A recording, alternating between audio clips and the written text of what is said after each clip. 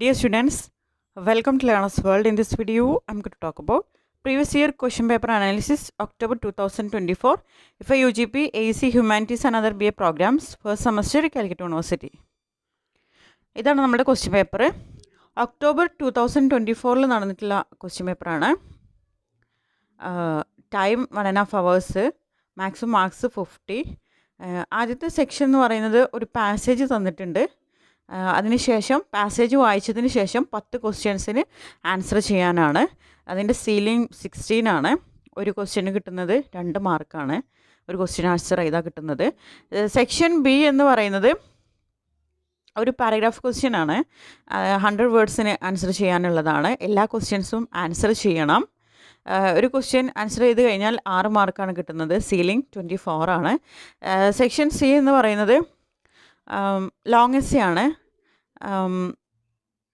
Answer any one question, അതായത് 2 question ഉണ്ട്, ഏതെങ്കിലും ഒരു ക്വസ്റ്റ്യന് ആൻസർ ചെയ്താൽ മതി.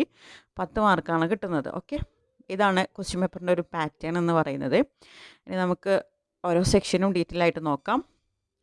അപ്പോൾ നമുക്ക് ഒരു പാസേജ് തന്നിട്ടുണ്ടാവും. പാസേജ് നമ്മൾ 1-2 പ്രാവശ്യം കെയർഫുള്ളായിട്ട് റീഡ് ചെയ്യുക. അതിനുശേഷം ക്വസ്റ്റ്യന് ആൻസർ ചെയ്യുക. ടോട്ടൽ 10 ക്വസ്റ്റ്യൻസ് ആണ് ആൻസർ ചെയ്യാനുള്ളത്. Machine learning is a branch of artificial intelligence that focuses on the development of programs that can learn independently. Machine learning commonly involves the use of artificial neural networks. Machine learning artificial ഇൻ്റലിജൻസിൻ്റെ എയുടെ ഒരു ബ്രാഞ്ചാണ്, ഒരു ഭാഗമാണ്. അത് programmes develop ചെയ്യാനാണ് കൂടുതൽ അത് focus ചെയ്യുന്നത്. അതുപോലെ ഇൻഡിപെൻഡൻ്റ്ലി ലേൺ ചെയ്യാൻ. മെഷീൻ ലേണിങ്ങിൽ സാധാരണയായിട്ട് ആർട്ടിഫിഷ്യൽ ന്യൂറൽ നെറ്റ്വർക്ക്സ് അതിൽ ഇൻവോൾവ് ആയിട്ടുണ്ടെന്നാണ് പറയുന്നത്. A major improvement in artificial neural network came in 2006. 2006 major improvement ഈ ഒരു ആർട്ടിഫിഷ്യൽ ന്യൂറൽ നെറ്റ്വർക്ക്സിന് വന്നിട്ടുള്ളത്. At that time scientist developed a technique that allowed neural networks to take on added layers. ആ ഒരു സമയത്താണ് സയൻറ്റിസ്റ്റുകൾ പുതിയൊരു ടെക്നിക്ക് ഡെവലപ്പ് ചെയ്തത്. അത് ന്യൂറൽ നെറ്റ്വർക്ക്സ് ലെയേഴ്സായിട്ട് അതിൽ ആഡ് ചെയ്യാൻ കഴിയും. With more layers artificial neural networks could work on more complex problems.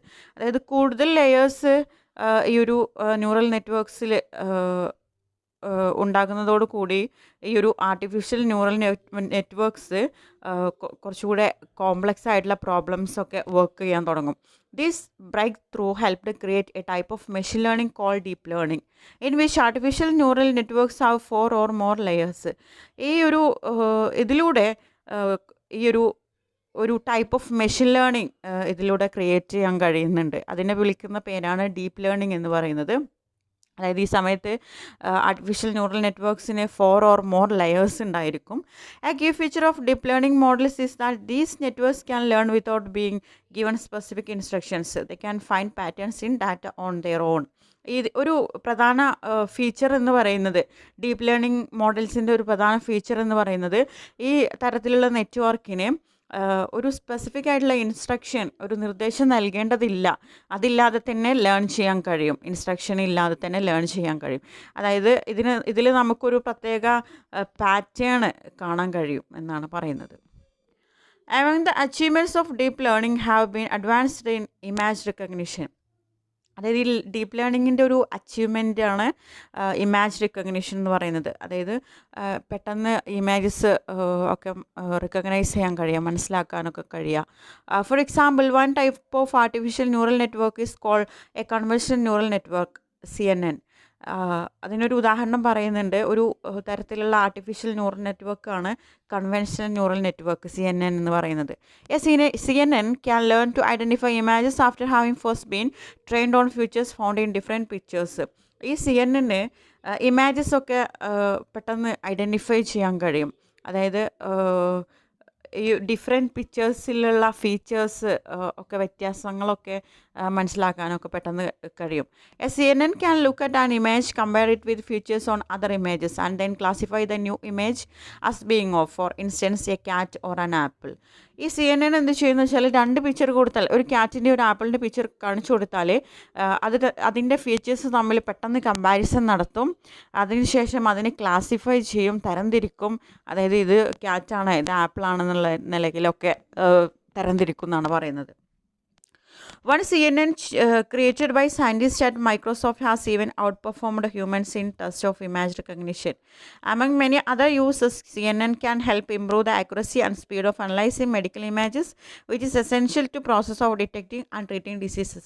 അതായത് ഈ മെഡിക്കൽ പരമായിട്ടുള്ള ഇമേജസ് ഒക്കെ പെട്ടെന്ന് ആക്യുറസിയാണ് ഇതിൻ്റെ ഒരു ആക്യുറസി ആൻഡ് സ്പീഡാണ് ഇതിൻ്റെ ഒരു സ്പെഷ്യാലിറ്റി, CNN-ൻ്റെ സ്പെഷ്യാലിറ്റി എന്ന് പറയുന്നത്. അതുകൊണ്ട് തന്നെ പെട്ടെന്ന് മെഡിക്കൽ പരമായിട്ടുള്ള ഇമേജസൊക്കെ പെട്ടെന്ന് റെക്കഗ്നൈസ് ചെയ്യുകയും പലതരത്തിലുള്ള രോഗങ്ങൾക്കുള്ള ട്രീറ്റ്മെൻറ്റ് ഇതിലൂടെ കണ്ടെത്താനൊക്കെ ഇത് വളരെയധികം ഹെൽപ്പ് ചെയ്യുന്നുണ്ട്. Deep learning has also made a huge progress in games. ഈ ഡീപ്പ് ലേണിംഗ് ഗെയിംസിലും നല്ലൊരു പ്രോഗ്രസ് ഉണ്ടാക്കിയിട്ടുണ്ട്. For example, AlphaGo, a program created by the AI company DeepMind, mastered the board game Go, which is more complicated than chess. അപ്പോൾ ചെസ്സിനേക്കാൾ complicated ആയിട്ടുള്ള ഒരു type of ഗെയിമാണ് ഈ ഒരു ഗെയിം ആൽഫഗോ എന്ന് പറയുന്നത്. ഈ ഒരു ഗെയിം ഇതിനൊരു എക്സാമ്പിളാണ്. AlphaGo learn by analysing the play of humans and by playing itself. അതായത് ഈ ആൽഫഗോ മനുഷ്യർ കളിക്കുന്നതൊക്കെ അനലൈസ് ചെയ്തിട്ട് സ്വന്തം കളിക്കുമെന്നാണ് പറയുന്നത്. In 2016 AlphaGo beat one of the best Go players in the world, Lee Sedol, 4-1. Later, an improved version called AlphaGo Zero learned the game without using any data from games played by humans. It was eventually able to defeat AlphaGo 100-0. Another version, Alpha Zero, quickly mastered chess and another board game called Shogi. അപ്പോൾ ഈ ഒരു ഗെയിമിലൊക്കെ ഒരുപാട് progress ഉണ്ടാക്കിയിട്ടുള്ള ഒന്നാണ് ഈ ഒരു deep learning എന്ന് പറയുന്നത്. Machine learning has many uses beyond games and image recognition. Machine learning image റെക്കഗ്നീഷനിലും ഗെയിമിനൊക്കെ ഉപരിയായിട്ട് ഒരുപാട് കാര്യങ്ങൾ ലേൺ ചെയ്യാൻ കഴിയുന്നുണ്ട്, ഒരുപാട് ഉപയോഗങ്ങൾ ഉണ്ടായിട്ടുണ്ടെന്നാണ് പറയുന്നത്. For example, the pharmaceutical company Pfizer used the technique to help find the right chemical compound for its COVID-19 treatment, Paxlovid. Google uses machine learning to filter out spam emails. Banks and credit card companies use it to detect fraud by looking at patterns in past transactions. അതായത് ഒരുപാട് ഉപയോഗങ്ങൾ എന്ന് പറഞ്ഞത് നമ്മൾ image റെക്കഗ്നിഷനെ കുറിച്ചിട്ട് പറഞ്ഞു, അതുപോലെ ഗെയിംസിനെ കുറിച്ചിട്ട് പറഞ്ഞു. ഗെയിംസിലൊക്കെ ഒരുപാട് പ്രോഗ്രസ് ഉണ്ടാക്കിയിട്ടുണ്ട്. അതോടൊപ്പം തന്നെ ഈ ഒരു COVID-19 ട്രീറ്റ്മെൻറ്റിൻ്റെ ഭാഗമായിട്ട് ഫൈസർ കമ്പനി ഈ ഒരു ഇത് യൂസ് ചെയ്തിട്ട് ഈ ഒരു മെഷീൻ ലേണിംഗ് ഉപയോഗിച്ചുകൊണ്ട് പാക്സ്ലോവിഡ് എന്ന് പറഞ്ഞിട്ടുള്ള ഒരു ട്രീറ്റ്മെൻറ്റ് ഒക്കെ ഒരു COVID-19 ട്രീറ്റ്മെൻറ്റാണ് പാക്സ്ലോവിഡ്. ഇതിനൊക്കെ വളരെയധികം ഹെൽപ്പ് ചെയ്തിട്ടുണ്ടെന്നാണ് പറയുന്നത്, ഈ ഒരു കെമിക്കൽ കോമ്പൗണ്ട് ഫൈൻഡ് ചെയ്യാൻ വേണ്ടിയിട്ട്. അതുപോലെ തന്നെ ഗൂഗിൾ ഈ ഒരു മെഷീൻ ലേണിംഗ് ഉപയോഗിച്ചുകൊണ്ട് സ്പാം ഇമെയിൽസ് ഫിൽട്ടർ ഔട്ട് ചെയ്യാൻ ഇത് സഹായകമായിട്ടുണ്ട്. അതുപോലെ ബാങ്ക്സും ക്രെഡിറ്റ് കാർഡ് കമ്പനീസൊക്കെ ഇത് ഉപയോഗിച്ചുകൊണ്ട് ഫ്രോഡിനെ കണ്ടെത്താനും ഒക്കെ ഇത് വളരെയധികം ഹെൽപ്പ് ചെയ്തിട്ടുണ്ട്. ഇതാണ് നമ്മുടെ പാസേജ്. ഇനി ക്വസ്റ്റ്യൻസ് നോക്കാം. റീഡിങ് കോംപ്രഹെൻഷനാണ്, അതായത് പാസേജ് വായിച്ചിട്ട് അതിൽ നിന്ന് നമ്മൾ ക്വസ്റ്റ്യൻസിൻ്റെ ആൻസർ കണ്ടെത്തുക. First question, what significant advancement in artificial neural network occurred in 2006 and what was the impact on machine learning. അപ്പോൾ ഈ ഒരു ആർട്ടിഫിഷ്യൽ ന്യൂറൽ നെറ്റ്വർക്ക്സ് 2006 ഈ ഒരു ആർട്ടിഫിഷ്യൽ ന്യൂറൽ നെറ്റ്വർക്ക്സ് വന്നത്. അതിൻ്റെ അഡ്വാൻസ്മെൻറ്റിൻ്റെ സിഗ്നിഫിക്കൻ്റ് എന്തായിരുന്നു, പ്രസക്തി എന്തായിരുന്നു, അത് മെഷീൻ ലേണിങ്ങിൽ എന്ത് ഇമ്പാക്റ്റാണ് ഉണ്ടാക്കിയിട്ടുള്ളത്. In 2006, scientists developed a deep neural network with multiple layers. This breakthrough allowed machines to analyze more complex data and marked the beginning of deep learning, greatly improving machine learning performance. 2006 സയൻറ്റിസ്റ്റുകൾ ഈ deep neural നെറ്റ്വർക്കിൻ്റെ multiple layers develop ചെയ്തത്. ഇതിലൂടെ complex ആയിട്ടുള്ള data analyse ചെയ്യാനൊക്കെ വളരെയധികം helpful ആയിരുന്നു. അതുപോലെ തന്നെ ഇതോടുകൂടിയൊരു ഡീപ്പ് ലേണിങ്ങിൻ്റെ ഒക്കെ ബിഗിനിങ് ഒക്കെ ഇതോടുകൂടിയാണ് സംഭവിച്ചത്. What is a key feature of deep learning models that distinguish them from other types of machine learning models? അതായത് ഡീപ്പ് ലേണിംഗ് മോഡലിൻ്റെ ഒരു ഇമ്പോർട്ടൻറ്റ് ഫീച്ചർ എന്താണ്? അതായത് other types of machine learning മോഡൽസിൽ നിന്ന് വ്യത്യസ്തമായിട്ട് നിൽക്കുന്ന ആ ഒരു ഇമ്പോർട്ടൻറ്റ് ഫീച്ചർ എന്താണ്? Deep learning models can learn without explicit programming the identify patterns futures in data on their own. അതായത് ഇതിനൊരു സ്പെസിഫിക് ആയിട്ടുള്ള ഒരു ഇൻസ്ട്രക്ഷൻ നൽകേണ്ടതില്ല. ഇവർ പാറ്റേൺ അവരുടേതായിട്ടുള്ള ഒരു പാറ്റേൺ വെച്ചിട്ട് ഐഡൻറ്റിഫൈ ചെയ്യാൻ കഴിയുമെന്നാണ് പറയുന്നത്. അല്ലാതെ ഒരു സ്പെസിഫിക് ആയിട്ടുള്ള ഇൻസ്ട്രക്ഷൻ നൽകേണ്ടതില്ല എന്നാണ് പറയുന്നത്. How has a CNN developed by Microsoft performed in comparison to humans in image recognition task? എങ്ങനെയാണ് CNN ഈ ഒരു മൈക്രോസോഫ്റ്റ് CNN ഡെവലപ്പ് ചെയ്തത്? Microsoft performed in comparison to humans in image recognition ടാസ്കിൽ മനുഷ്യരും ഈ ഒരു CNN തമ്മിലുള്ള ആ ഒരു കമ്പാരിസൺ എങ്ങനെയാണ് ഇതിൽ പറയുന്നത്? The CNN convolutional neural network created by Microsoft outperformed humans in image recognition test. What is the name of the board game mastered by AlphaGo? AlphaGo അതിൽ ഉള്ള ഒരു ബോർഡ് ഗെയിമിൻ്റെ പേരെന്താ? AlphaGo mastered the board game Go. Who is Lee Sedol and in what context is his name mentioned in the passage? Lee Sedol ആരാണ്? ഏത് സാഹചര്യത്തിലാണ് ഈ ഒരു പാസേജിൽ അദ്ദേഹത്തെ മെൻഷൻ ചെയ്തിരിക്കുന്നത്? Lee Sedol is a world champion Go player who was defeated by AlphaGo in 2016 by a score of 4-1. ലീ സെഡൽ എന്ന് പറയുന്നത് ഒരു വേൾഡ് ചാമ്പ്യനാണ്, ഒരു ഗോ പ്ലെയറാണ്. AlphaGoയിൽ 2016 4-1 എന്നുള്ളതിൽ അദ്ദേഹം പരാജയപ്പെടുത്തിയിട്ടുണ്ട്.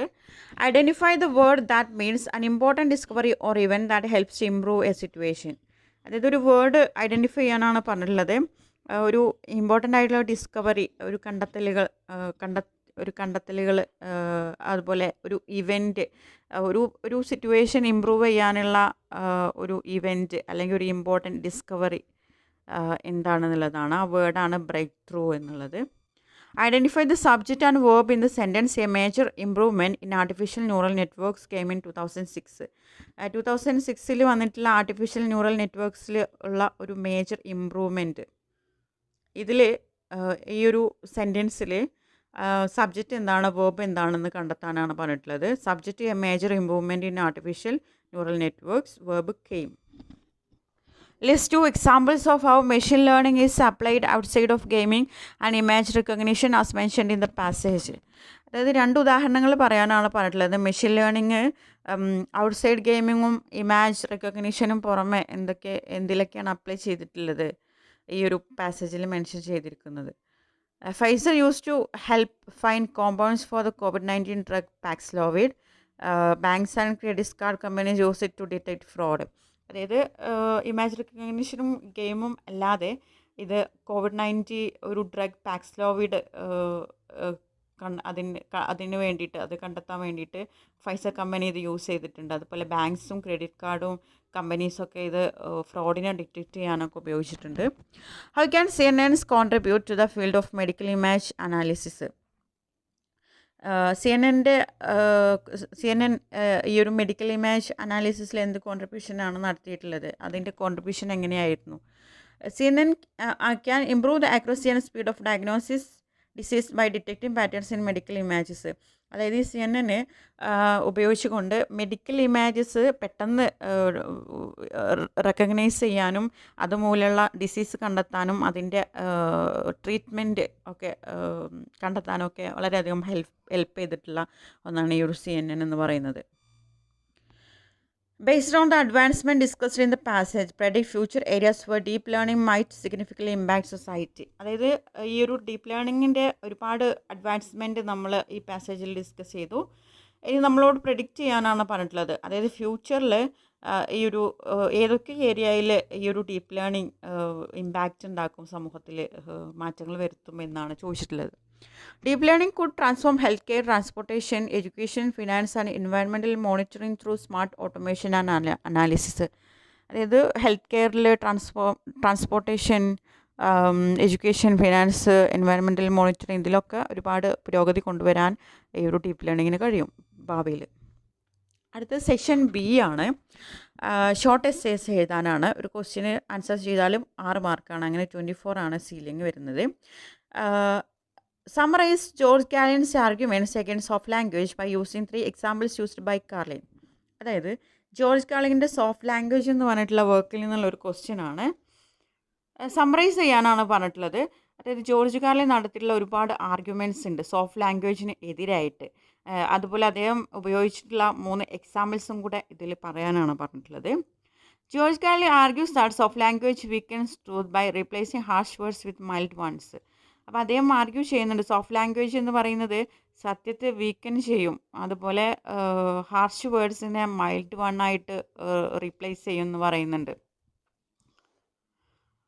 അതിന് കുറച്ച് അദ്ദേഹം ഉദാഹരണങ്ങൾ പറയുന്നുണ്ട്. Shell shock to post traumatic stress disorder, അതായത് ഷെൽ ഷോക്കിനെ പോസ്റ്റ് ട്രോമാറ്റിക് സ്ട്രെസ് ഡിസോർഡർ എന്നുള്ള വേർഡിലേക്ക് മാറ്റി. Carlin notes the progression from the blunt descriptive term shell shock with vividly convey the trauma of war. Shell shock എന്നുള്ളതിൻ്റെ ഒരു meaning എന്താണെന്ന് വെച്ചാൽ വാർ മൂലം ഉണ്ടായിട്ടുള്ള ഒരു ട്രോമയാണ്. ഇതൊരു ഹാർഷ് വേർഡാണ്. അതിനെ കുറച്ചും കൂടെ സോഫ്റ്റൻ ആക്കിയിട്ടാണ് ഈ ഒരു പോസ്റ്റ് ട്രോമാറ്റിക് സ്ട്രെസ് ഡിസോർഡർ എന്നുള്ള വേർഡിലേക്ക് മാറ്റിയിട്ടുള്ളത്. To the technical and clinical post traumatic stress disorder, arguing the latter phrase removes the emotional impact and reality of the horror. അതായത് ആ ഒരു വാറിൻ്റെ ട്രോമ, ആ ഒരു ഹൊറർ ഇല്ലാതാക്കാനും അതുപോലെ ഒരു ഇമോഷണൽ ഇമ്പാക്റ്റൊക്കെ അവോയ്ഡ് ചെയ്യാനാണ് ഇങ്ങനെ ചെയ്തിട്ടുള്ളത്. Then poor people to the economically disadvantaged. Poor people എന്നുള്ളത് ഇക്കണോമിക്കലി ഡിസഡ്വാൻറ്റേജ്ഡ് എന്നുള്ളതിലേക്ക് മാറ്റിയിട്ടുണ്ട്. By replacing poor with verbose academic economically disadvantaged. The language avoids directly naming the social failure of poverty, making it sound like an unfortunate technical condition rather than a systematic problem. അതായത് ഒരു directly ഒരു social failure of poverty എന്നുള്ളതിനെ മറച്ചു വെക്കാനാണ് ഇങ്ങനെ ചെയ്യുന്നത്. Toilet paper to bathroom tissue. This is a lighter example but reinforces his point about unnecessary softening, where a direct term is replaced by an overly polite one to avoid perceived crudeness. അടുത്തത് explain the write it out scene from the movie Dead Poets Society. What have you learned about the power of good speaking skill from the scene? Write it out by Peter Weir. ഈ ഒരു വർക്കിൽ നിന്നുള്ള question ആണ്. Explain ചെയ്യാനാണ് പറഞ്ഞിട്ടുള്ളത്. ഈ ഒരു write it out scene from the movie Dead Poet Society. ഇതിൽ നിന്ന് നിങ്ങൾ എന്താണ് പഠിച്ചത്? പവർ ഓഫ് ഗുഡ് സ്പീക്കിംഗ് സ്കില്ലിനെ കുറിച്ചിട്ട് ഈ ഒരു സീനിൽ നിന്ന് എന്താണ് പഠിച്ചത്? The write it out scene occurs early in the film when the unconventional English teacher John Keating instructs his students to type out the introductory pages of their poetry textbook. ഈ write it out scene എന്ന് പറയുന്നത് ഒരു English teacher John Keating ഈ poetry text ബുക്കിൻ്റെ introductory പേജിൽ നിന്ന് page കീറിക്കളയാൻ പറയുന്നുണ്ട്. ഈ ഒരു സീനാണ് ഈ റൈറ്റ് ഇറ്റ് ഔട്ട് സീൻ എന്ന് പറയുന്നത്. These pages contain a mathematical formula developed by doctor G Evans Pritchard PhD for writing and analysing poetry based on graphs and metrics. ഇനി power of good speaking skill നിങ്ങൾ ഈ ഒരു സീനിൽ നിന്ന് എന്താണ് നിങ്ങൾ ലേൺ ചെയ്തത്? The power of good speaking skill. The scene powerfully illustrates that good speaking and communication skill are not just about clarity, but about passion, conviction and intellectual rebellion.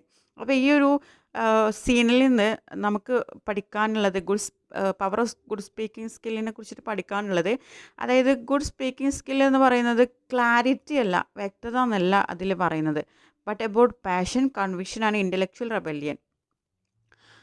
Keating doesn't just ask them to ignore the pages, he commands them to destroy them using dramatic, forceful language. Write it out. This action, backed by his powerful, persuasive voice, teaches the boys that they must speak with conviction and reject conformity and reductionist thinking. അതിൽ Keating തൻ്റെ സ്റ്റുഡൻസിനോട് just ആ ഒരു pages just ഒന്ന് ignore ചെയ്യാനല്ല പറഞ്ഞിട്ടുള്ളത്, command ചെയ്യാണ് ചെയ്തിട്ടുള്ളത്. ആ pages നശിപ്പിക്കാൻ, റാപ്പിറ്റ് ഔട്ട് ചെയ്യാനാണ് പറഞ്ഞിട്ടുള്ളത്. അതായത് ഇതിൽ ഈ ഒരു സീനിൽ നിന്ന് നമുക്ക് മനസ്സിലാക്കാൻ കഴിയുന്നത് speak with conviction and reject conformity and reductionist thing. നമ്മൾ വളരെ സ്വബോധത്തോടു കൂടി, ബോധ്യത്തോടു കൂടി വേണം നമ്മൾ സംസാരിക്കാൻ. ഗുഡ് സ്പീക്കിംഗ് സ്കിൽ എന്ന് പറയുന്നത് ബോധ്യത്തോടു കൂടിയാണ് നമ്മൾ സംസാരിക്കേണ്ടത്. അല്ലാതെ നമ്മൾ അനുകരിക്കേ അല്ലെങ്കിൽ സങ്കീർണമായിട്ടുള്ള കാര്യങ്ങളെ ലളിതമാക്കിക്കൊണ്ട് പറയുകയൊന്നുമല്ല ചെയ്യേണ്ടത് എന്നാണ് പറയുന്നത്. Then Keating's expressive non-academic style of speaking makes poetry come alive. He rejects the dry mathematical analysis because true communication is meant to be felt, experienced, and debated, not merely measured. The scene teaches that effective speaking must engage the heart and mind, not just intellect.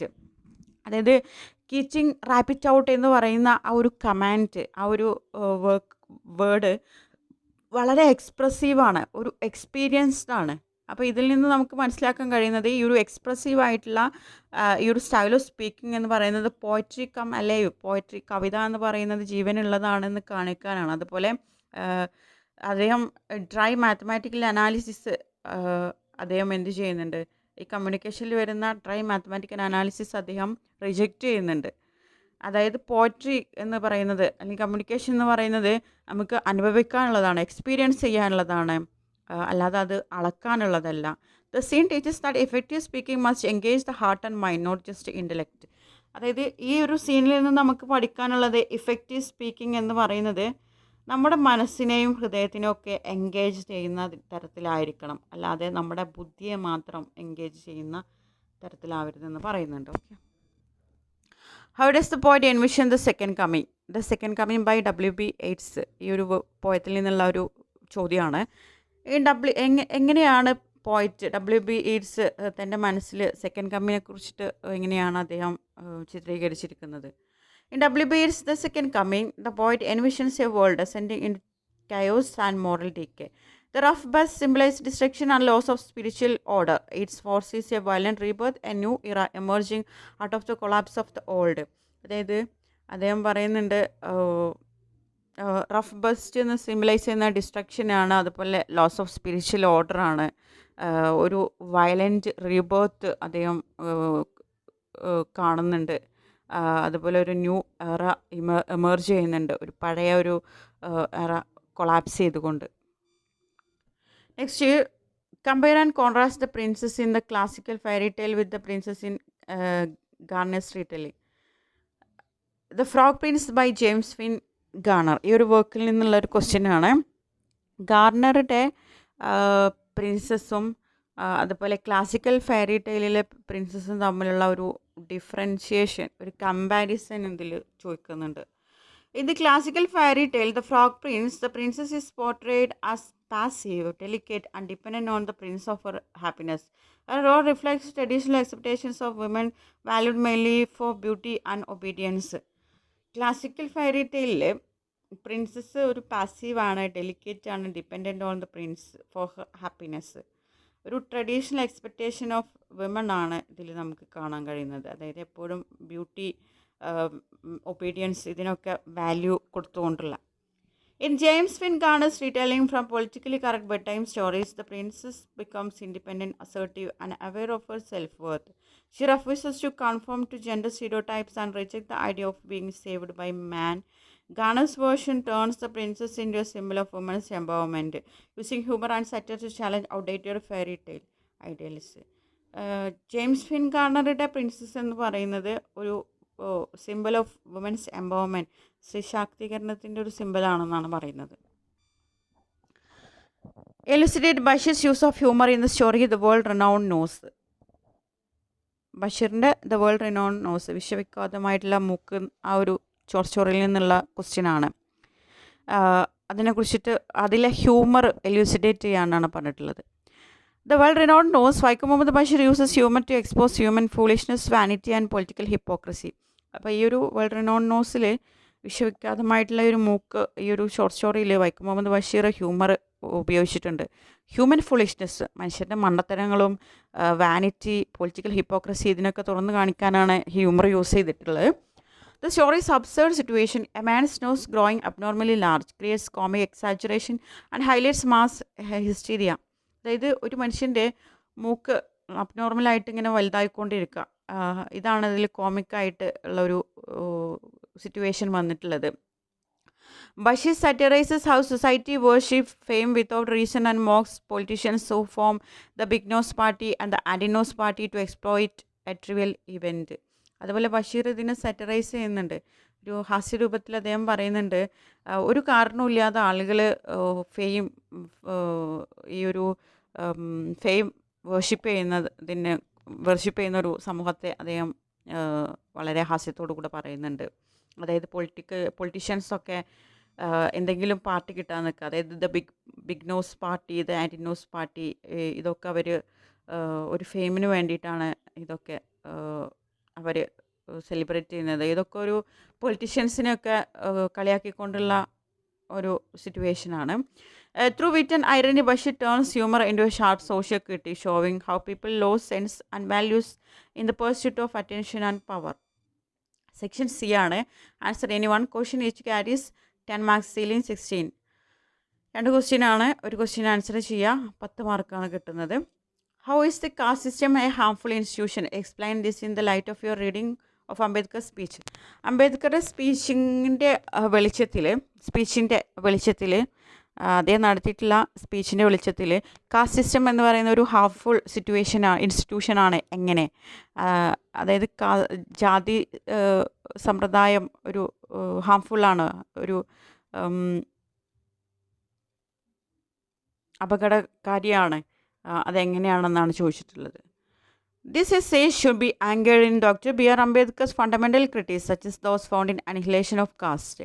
Dr. Ambedkar vehemently argued that the caste system is a harmful institution because it is fundamentally anti-social, anti-economic, and anti-moral, not merely by classifying people but by imposing a rigid hereditary hierarchy that prevents social mobility and collective fraternity. ഈ ഒരു caste system എന്ന് പറയുന്നത് ഒരു harmful ഇൻസ്റ്റിറ്റ്യൂഷനാണ്. കാരണം എന്താണെന്ന് വെച്ചാൽ ഈ cast എന്ന് പറയുന്നത് ആൻറ്റി സോഷ്യലാണ്, ആൻറ്റി ഇക്കണോമിക് ആണ്, ആൻറ്റി മോറലാണ്. അത് കാസ്റ്റിൻ്റെ ബേസിൽ നമുക്ക് മനുഷ്യരെ തരംതിരിക്കാൻ പറ്റില്ല എന്നാണ് പറയുന്നത്. ഇവിടെ ഒരു കളക്റ്റീവ് ഫ്രാറ്റേണിറ്റിനെ, ഒരു ബ്രദർഹുഡിനെയാണ് ഇവിടെ ഇല്ലാതാക്കുന്നത്. ആൻറ്റി ഫ്രാറ്റേണിറ്റിയാണ് ഈ ഒരു കാസ്റ്റ് എന്ന് പറയുന്നത്. Caste divides society into mutually exclusive of and hostile groups. Ambedkar argues that core of a democratic nation is fraternity, a sense of common brotherhood, which caste systematically destroys by enforcing social distance and contempt. ഈ ഒരു caste എന്ന് പറയുന്നത് anti ഫ്രാറ്റേണിറ്റിയാണ്. അതായത് കാസ്റ്റിൻ്റെ അടിസ്ഥാനത്തിൽ ആളുകളെ classify ചെയ്യുകയാണ് ചെയ്യുന്നത്. അതുകൊണ്ട് തന്നെ ഈ ഒരു ഡെമോക്രാറ്റിക് നേഷൻ എന്ന് പറയുന്നത് ഒരു ഫ്രാറ്റേണിറ്റി ഉള്ള ഒരു രാജ്യമാണ്, അതായത് ഒരു കോമൺ ബ്രദർഹുഡ് ഉള്ള ഒരു രാജ്യമാണ്. അപ്പോൾ ഇതിനെ ഡിസ്ട്രോയ് ചെയ്യാണ് ഈ ഒരു കാസ്റ്റ് സിസ്റ്റം ചെയ്യുന്നത്. ഫോഴ്സ്ഡ് ഓക്യുപ്പേഷൻ, ആൻറ്റി ഇക്കണോമിക്, അതുപോലെ തന്നെയാണ് ഈ ഒരു കാസ്റ്റ് എന്ന് പറയുന്നത് ആൻറ്റി ഇക്കണോമിക് ആണ്. The system predetermine a person's occupation based on birth regardless of aptitude or inclination. This leads to inefficient labour, lack of innovation and forced indignity hindering national economic progress. Caste എന്ന് പറയുന്നത് ഒരു anti economic ആണ്. അതായത് ഒരാൾ ജനിച്ചതിൻ്റെ അടിസ്ഥാനത്തിൽ ഒരാളുടെ ജാതിക്കനുസരിച്ച് അയാളുടെ ജോലി തീരുമാനിക്കുന്നതാണ് ഈ ഒരു ഫോഴ്സ്ഡ് ഓക്കുപ്പേഷനാണ് ഈ ഒരു കാസ്റ്റ് സിസ്റ്റത്തിലുള്ളത്. ഇതിലൂടെ ഒരു inefficient labour, lack of innovation, forced indignity ഒക്കെ ഇതിനൊക്കെ കാരണമാകുന്നുണ്ട്. ഒരു ഇക്കണോമിക് പ്രോഗ്രസ് ഇല്ലാതാകുന്നുണ്ട്. Moral deprivation, untouchability. The practice of untouchability, the extreme manifestation of a caste, is a gross violation of human dignity. Ambedkar's speech highlights how it assigned permanent ritual impunity to specific group, justifying their dehumanization and social exclusion. അതുപോലെ ഈ cast എന്ന് പറയുന്നത് ഒരു അൺടച്ചബിലിറ്റിയാണ്. അതായത് cast മൂലം സമൂഹത്തിൽ നിന്ന് അയാളെ മാറ്റി നിർത്തുന്ന ഒരു അവസ്ഥയാണ് വരുന്നത്. അതായത് ഹ്യൂമൻ ഡിഗ്നിറ്റി വയലേഷനാണ് ഇവിടെ സംഭവിക്കുന്നതെന്ന് അദ്ദേഹം പറയുന്നുണ്ട്. അതുകൊണ്ട് തന്നെ കാസ്റ്റ് എന്ന് പറയുന്നത് ഒരു ഹാംഫുൾ ആയിട്ടുള്ള ഒരു ഇൻസ്റ്റിറ്റ്യൂഷൻ ആണെന്ന് നമുക്ക് അദ്ദേഹത്തിൻ്റെ സ്പീച്ചിൽ നിന്ന് നമുക്ക് മനസ്സിലാക്കാം. അടുത്ത question, explain the dream shared by Martin Luther King Junior in his speech I have dream and their impact on civil rights movement. അപ്പോൾ I have a dream by Martin Luther King Junior ഈ ഒരു വർക്കിൽ നിന്നുള്ള question ആണ്. അദ്ദേഹത്തിൻ്റെ dreams, അദ്ദേഹം share ചെയ്തിട്ടുള്ള dreams explain ചെയ്യാനാണ് പറഞ്ഞിട്ടുള്ളത് ഈ ഒരു വർക്കിൽ. ഐ ഹാവ് എ ഡ്രീം എന്ന് പറഞ്ഞിട്ടുള്ള അദ്ദേഹത്തിൻ്റെ സ്പീച്ചിൽ അതെങ്ങനെയാണ് സിവിൽ റൈറ്റ്സ് മൂവ്മെൻറ്റിനെ ഇമ്പാക്റ്റ് ചെയ്തത്. Martin Luther King Junior's dream envisions an America where people are judged by their character not colour. അദ്ദേഹത്തിൻ്റെ ഒരു ഡ്രീമാണ് അമേരിക്ക എന്ന് പറയുന്നത്. അവിടെ ആളുകളെ ക്യാരക്ടർ കൊണ്ടാണ് ജഡ്ജ് ചെയ്യേണ്ടത്, അല്ലാതെ കളർ കൊണ്ടല്ല. ഈ dreams of racial equality, justice and brotherhood. അദ്ദേഹം സ്വപ്നം കണ്ടിരുന്നത് ഒരു റേഷ്യൽ ഇക്വാലിറ്റിയാണ്, അതായത് വർണ്ണത്തിൻ്റെ അടിസ്ഥാനത്തിലുള്ള വിവേചനമില്ലാത്ത ഒരു ഈക്വലായിട്ടുള്ള ഒരു racial equality, justice and brotherhood, ഒരു സാഹോദര്യം ഒക്കെയാണ് അദ്ദേഹം സ്വപ്നം കണ്ടത്. ഈ speech inspired millions during the civil rights movement, strengthening the fight against segregation and discrimination. അതായത് അദ്ദേഹത്തിൻ്റെ ഈ ഒരു സ്പീച്ച് സിവിൽ റൈറ്റ്സ് മൂവ്മെൻറ്റിൽ മില്യൺസ് ആളുകളെ ഇത് ഇൻസ്പയർഡ് ആക്കിയിട്ടുണ്ട്. അതായത് സെഗ്രിഗേഷൻ ആൻഡ് ഡിസ്ക്രിമിനേഷൻ, അതായത് ഇങ്ങനെയുള്ള കളർ ഡിസ്ക്രിമിനേഷനിൽ നിന്നൊക്കെ അതിനൊക്കെതിരെ ഉള്ള ഫൈറ്റ് ചെയ്തിട്ടുള്ള ഒരു ആളായിരുന്നു അദ്ദേഹം. King's dream become a moral and political vision that continues to gain movement for freedom and equality worldwide. അദ്ദേഹത്തിൻ്റെ ഡ്രീം എന്ന് പറയുന്നത് ഒരു മോറൽ ആൻഡ് പൊളിറ്റിക്കൽ വിഷനായിരുന്നു. അതായത് അദ്ദേഹം നടത്തിയിട്ടുള്ള മൂവ്മെൻറ്റ്സ് ഒക്കെ ഫ്രീഡത്തിന് വേണ്ടിയിട്ടും ഇക്വാലിറ്റിക്ക് വേണ്ടിയിട്ടുമായിരുന്നു. ലോകത്തിലുടനീളം ഫ്രീഡത്തിന് വേണ്ടിയിട്ടും